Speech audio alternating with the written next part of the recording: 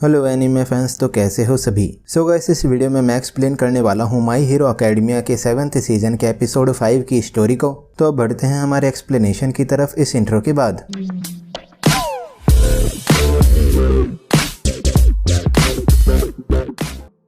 तो एपिसोड 5 के स्टार्ट में टोगा अपने घर पर जाती है और टोगा याद करती है कि उसके पेरेंट्स उसे एक डीमन चाइल्ड बोलते थे और कोई भी टोगा के ब्लड सक करने वाले पार्ट को एक्सेप्ट नहीं करेगा। फिर टोगा के फेस पर बर्ड का ब्लड लगा था, जिसे देखकर उसके फ्रेंड्स उससे डर जाते हैं और टोगा के पेरेंट्स उसे उसकी इस अर्ज को कंट्रोल करने का कहते हैं। देन टोगा अपने पास्ट में कहती है कि वो एक लिटिल बर्ड बनना चाहती है और बर्ड्स बहुत क्यूट होते हैं और वो हर रात एक सपना देखती थी जिसमें उसे उसके पेट पर एक रेड स्पैरो डांस करते हुए दिखाई देती थी। उसके बाद वो बर्ड उसके बैली में जाकर डांस करने लगती थी, जिससे सब कुछ रेड हो जाता था और वो बहुत खुश हो जाती थी और ये सपना उसे बहुत अच्छा लगता था और उसे हैप्पी बना देता था। तभी प्रेजेंट में टोगा कहती है कि उसके पेरेंट्स ने उनके घर को छोड़ दिया है और टोगा स्माइल करती है। फिर टोगा वहां से जाने लगती है तो डाबी कहता है कि उसे नहीं लगा था कि टोगा के पास भी एक हार्ट है जो कि फील करता है। तभी टोगा कहती है कि वो तो बस जानना चाहती थी कि उसके घर के साथ क्या हुआ है और ये नॉर्मल है। तो डाबी कहता है कि इसका मतलब अब टोगा ने खुद को प्रिपेयर कर लिया है। देन टोगा पूछती है किस लिए, तो डाबी कहता है इस पैथेटिक वर्ल्ड को एंड करने के लिए और टोगा कहती है कि वो पहले से ही इसके लिए प्रिपेयर्ड है। फिर डाबी कहता है कि ये अच्छा है और भले ही वो रोए या हंसे, कल तो दोनों ही केस में आना है और अगर ऐसा है तो उन्हें हंसना चाहिए हिमिको टोगा। तभी डाबी टोगा के घर को जला देता है तो टोगा कहती है कि हीरोज उन्हें ढूंढ लेंगे, पर टोया बहुत काइंड है। देन डाबी कहता है कि अभी हीरोज की करंट फोर्सेस में उन्हें पकड़ने का स्टेमिना नहीं है और वो काइंड है क्योंकि वो इंडेवर की सफरिंग चाहता है और टोगा इस ब्लड को ट्रांसफॉर्म होने के लिए यूज कर सकती है क्योंकि टोगा के पास ये एबिलिटी है कि वो जिनसे सच में लव करती है वो उनकी कॉर्स को यूज कर सकती है। फिर डाबी इसे रियल ट्वाइस का ब्लड बताता है जो कि उसने हीरोज के सरप्राइज अटैक से पहले लिया था और डाबी ट्वाइस के ग्रीफ के मार्च को कंटिन्यू करने का कहता है और ऐसा करने से वो लास्ट हंसी हंसेंगे। उसके बाद ऑल फॉर वन के हाइड आउट पर स्पिनर शिगाराकी को देखता है जो कि कुछ अलग लग रहा होता है। तभी स्पिनर पूछता है कि ये शिगाराकी ही है ना, तो ऑल फॉर वन कहता है कि शिगाराकी अच्छे से रिकवर हो रहा है। फिर स्केप्टिक कहता है कि स्पिनर को हेट्रोमॉर्फ्स के द्वारा किए गए विलन्स क्राइम्स की परसेंटेज के बारे में जानना चाहिए और अब तक हीरोज ने और गवर्नमेंट ने बहुत हार्ड कोशिश करी है पर उनकी लाइट अभी तक डार्कनेस में नहीं पहुंची है और कई हेट्रोमॉर्फ्स को अभी भी इन सो कोल्ड हीरोज को लेकर ग्रज है। और जब लीग ऑफ विलन्स स्टार्ट हुआ था तब पब्लिक पहली बार स्पिनर की फॉर्म से एक्सपोज हुई थी और उसकी कॉस्ट्यूम भी हीरो किलर की कॉस्ट्यूम की कॉपी थी, जिससे स्पिनर एक स्टार बन गया है जो कि बाकी सभी हेट्रोमॉर्फ्स को गाइड कर रहा है। तभी स्पिनर कहता है कि उसके पास कोई ग्रेट कॉज नहीं है और ये लोग उसे फॉलो क्यों करेंगे। तो स्केप्टिक कहता है कि हेट्रोमॉर्फ्स स्पिनर के ऑर्डर का इंतजार कर रहे हैं, इसीलिए स्पिनर को अभी जेल ब्रेकर्स के बारे में भूल जाना चाहिए और स्पिनर को रीड एस्ट्रो की जगह पर हेट्रोमॉर्फ्स को ऑर्डर देना चाहिए। फिर स्पिनर सोचता है कि भले ही उसके जैसा रेगुलर सिटीजन कुछ भी सोचे पर ये अब स्टॉप नहीं होने वाला है। तभी ऑल फॉर वन स्पिनर से कहता है कि उसका एक स्टेप सभी को करेज देगा, तो शिगाराकी सब कुछ डिस्ट्रॉय करने का बोलता है। देन स्पिनर सोचता है कि वो इस बारे में ज्यादा नहीं सोचेगा और वो सिर्फ शिगाराकी के लिए ऐसा करेगा। तभी स्पिनर कहता है कि कोई भी किसी दूसरे के लिए हीरो बन सकता है। उसके बाद यूए हाई स्कूल में इवैक्यूई रेसिडेंशियल एरिया दिखाया जाता है जहाँ पर एक पर्सन दूसरे पर्सन को बताता है कि उन्हें ऑर्डर्स मिले हैं, तो दूसरा पर्सन कहता है कि ऑर्डर्स क्या हैं। तभी पहला पर्सन बताता है कि उनके बॉस ने अनुमान लगाया है कि वो यहाँ पर जो चाहे वो नहीं कर सकते हैं और उन्हें लोगों को अपोजिशन में लेना होगा और यूए हाई स्कूल जानता है कि शिगाराकी एक सप्ताह के बाद दोबारा से मूव करने लगेगा और यूए हाई स्कूल उनसे ये फैक्ट छुपा रहा है कि उन सभी पर जल्दी ही एक क्राइसिस आने वाला है। फिर ऑल फॉर वन ने इवैक्यूईज के बीच में ये इन्फॉर्मेशन पहुंचाई होती है जिससे इजुको दोबारा स्ट्रॉन्ग होल्ड में ना जा पाए।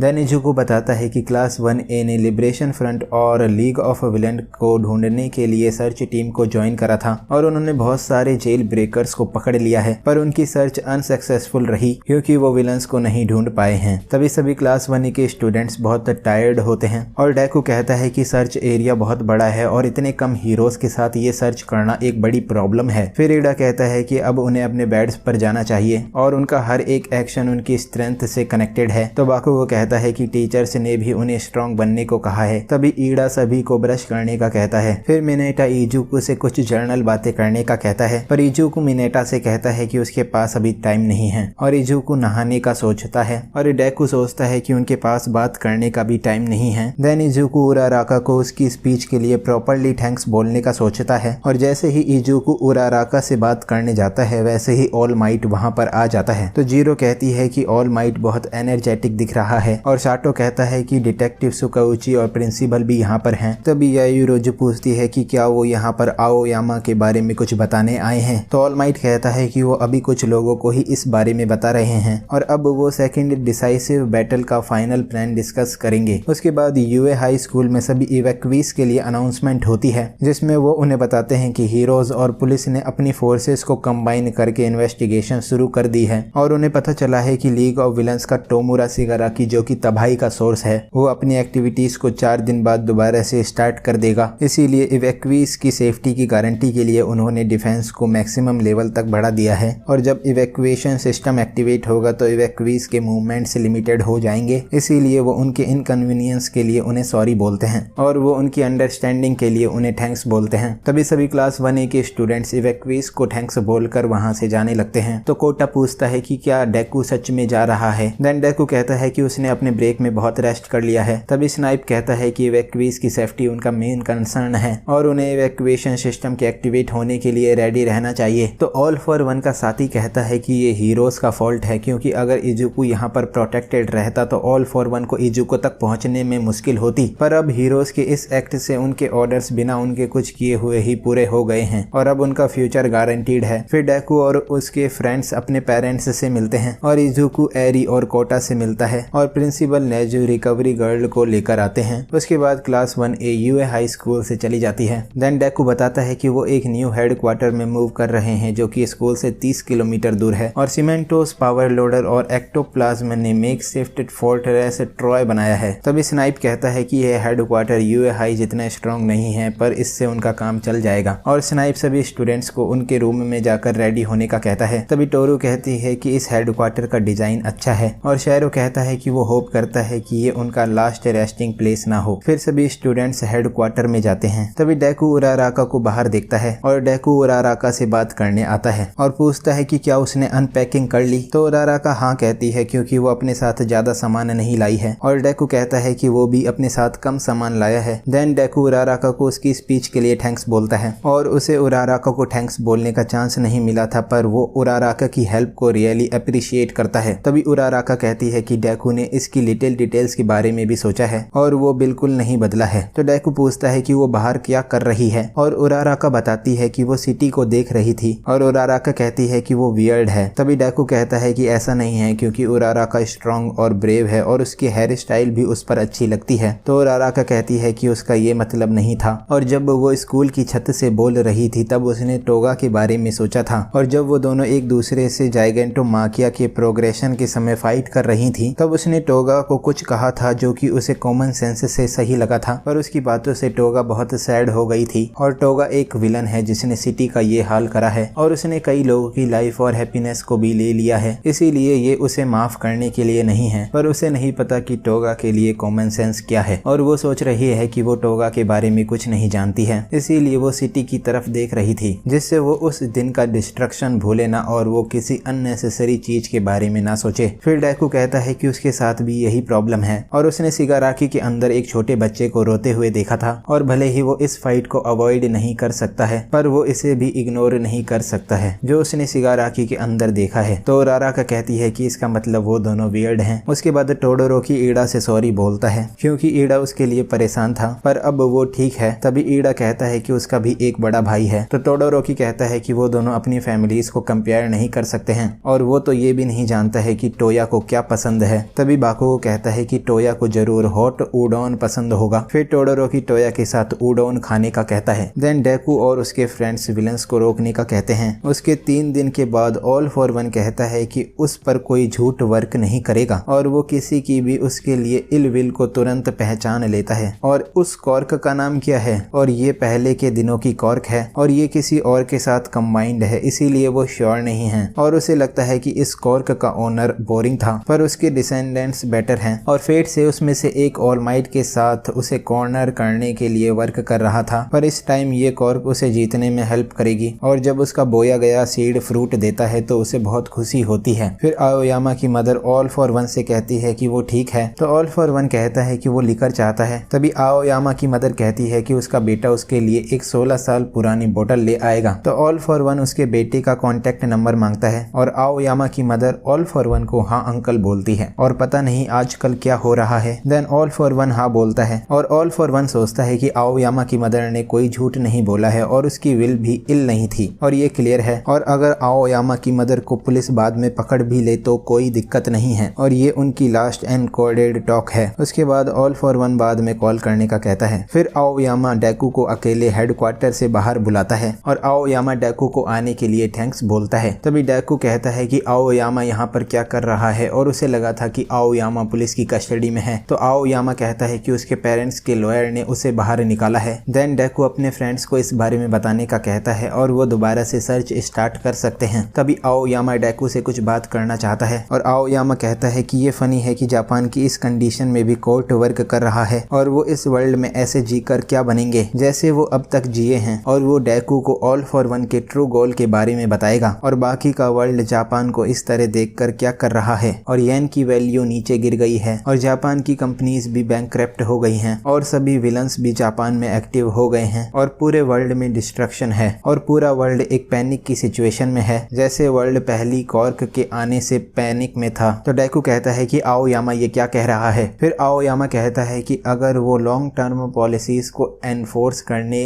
की स्ट्रेंथ खो देंगे तो वो सिर्फ उनके सामने की चीजों की सेफ्टी पर फोकस करेंगे जिससे उनकी कंट्री में वार और पॉवर्टी आ जाएगी और बाकी की कंट्रीज ने भी जापान को अबेंडन कर दिया है क्योंकि उन्होंने अपनी सेफ्टी को प्रायोरिटी दी है। और अगर अब उनकी कंट्री में एक ऐसा पर्सन आता है जिसकी कॉर्क पोर्टेबल वाटर को प्रोड्यूस कर सकती है और इलेक्ट्रिसिटी और गैस और स्ट्रेंथ को प्रोड्यूस कर सकती है और क्योंकि पूरा वर्ल्ड अभी केओस की स्टेट में है इसीलिए अब एक ओवरवेलमिंग पर्सन ही पूरे वर्ल्ड को कंट्रोल कर सकता है और ये पर्सन पूरे वर्ल्ड का डीमन लॉर्ड बन जाएगा और इसके लिए उन्हें सिर्फ एक चीज चाहिए। तभी डेकू कहता है कि ये सही नहीं है और वर्ल्ड इसे अलाउ नहीं करेगा और वो अभी भी यहाँ पर हैं। तो आओयामा कहता है कि इसीलिए इसका एंड होना जरूरी है और वो डेकू को सॉरी बोलता है क्योंकि वो अपने पेरेंट्स को प्रोटेक्ट करना चाहता है। फिर ऑल फॉर वन वहाँ पर आ जाता है और ऑल फॉर वन आओयामा को गुड जॉब बोलता है और उसके लिए अपने फ्रेंड्स को धोखा देना डरावना रहा होगा और वो अपने डर के ऊपर आ पाया इसीलिए गुड जॉब। तभी डेकू अपनी कॉर्क को यूज करता है और ऑल फॉर वन कहता है कि आओयामा की बातें उसके अल्टीमेट गोल को लेकर ग्रेट थी पर ये पूरी तरह से सही नहीं थी और क्या ये बातें उसने अपने पेरेंट्स से सुनी थी। तो आओयामा कहता है कि उसके पेरेंट्स ने उससे कहा था कि वो ऑल फॉर वन के वर्ल्ड में हैप्पी रहेंगे। देन डेकू कहता है कि उसने आओयामा पर भरोसा करा था। तो आओयामा कहता है कि उसकी फीलिंग्स को वो सिर्फ डिस्ट्रेस वर्ड से नहीं बता सकता है। तभी आओयामा ऑल फॉर वन पर नेवल लेजर से अटैक करता है जिसे ऑल फॉर वन अपने हाथ से रोक लेता है। तो डेकू कहता है कि आओयामा की एक्टिंग बहुत रियलिस्टिक थी। फिर आओयामा कहता है कि उन्हें ऑल फॉर वन को बाहर जुलाना था और डेकू की एक्टिंग भी अमेजिंग थी। तो डेकू कहता है कि आओयामा के टीयर्स भी ग्रेट थे। तभी आओयामा कहता है कि वो तो बस डरा हुआ था। तो डेकू कहता है कि आओयामा ने अच्छा करा। देन आओयामा अपने पेरेंट्स और अपने फ्रेंड्स और खुद के लिए ऑल फॉर वन से लड़ने का कहता है। तभी ऑल फॉर वन सोचता है कि उसने आओयामा और उसके पेरेंट्स की बातों में कोई झूठ और इल विल को सेंस नहीं करा था और उन्होंने ये कैसे करा है, पर ये मैटर नहीं करता है कि ये एक ट्रैप था क्योंकि अब वन फॉर ऑल उसके सामने है और सर्च कॉर्क उसे लोकेशन और वीकनेसेस के बारे में बता देगी और जिन हीरोज से शिगाराकी ने पहले फाइट करी थी वो इस समय पर कंट्री में कई जगहों पर हैं और ये हीरोज यहाँ पर हेल्प करने के लिए अभी नहीं आ पाएंगे इसीलिए वो यहाँ पर बिना नोटिस हुए कई सारे विलन्स को लाया है और हीरो यहाँ पर लेट हैं। फिर ऑल माइट कुरोगिरी की कॉर्क यूज करता है। तो ऑल फॉर वन सोचता है कि हीरोज ने कुरोगिरी की कॉर्क कैसे यूज करी है। तभी कुरोगिरी कहता है कि ये उसे ट्रबल से बचा लेगा। तो आओयामा कहता है कि उसके पेरेंट्स ने उसे बताया है कि ऑल फॉर वन इस बात से हेट करता है कि वर्ल्ड को ये बात पता ना चल जाए कि अभी तक जापान हारा नहीं है और वो वर्ल्ड को दिखाएंगे कि जापान में रिकवरी के बाद लाइट है जिससे पूरा वर्ल्ड दोबारा एक हो जाएगा। इसीलिए आज वो ऑल फॉर वन को यहाँ पर हरा देंगे। सो गाइस यहाँ पर माय हीरो एकेडमिया के 7th सीजन का एपिसोड 5 एंड हो जाता है। तो अगर आपको ये वीडियो अच्छी लगी हो तो इस वीडियो को एक लाइक कर देना। मैं मिलता हूँ आपसे नेक्स्ट वीडियो में। Thanks for watching.